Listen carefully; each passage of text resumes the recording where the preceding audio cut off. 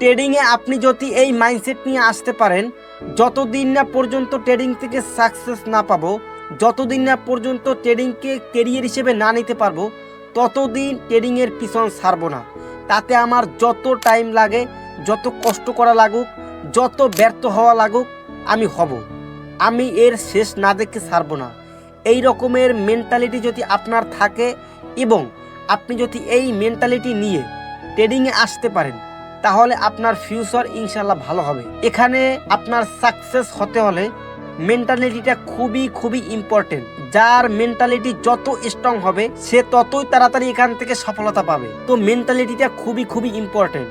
আপনি মেন্টালিটি যদি স্ট্রং না থাকে তাহলে এখান থেকে ভাই আপনি সাস্টেন্স করতে পারবেন না। বিকজ ট্রেডিংটা শিখতে গেলে আপনার অনেকবার ব্যর্থ হওয়া লাগবে, অনেক কনফিউশনের ভিতরে পড়বেন, অনেক বাধার ভিতরে পড়বেন। যদি আপনার স্ট্রং মেন্টালিটি না থাকে তাহলে এইসব বাধার মধ্যে আপনি পড়ে যাবেন আর সেখান থেকে কামব্যাক করতে পারবেন না।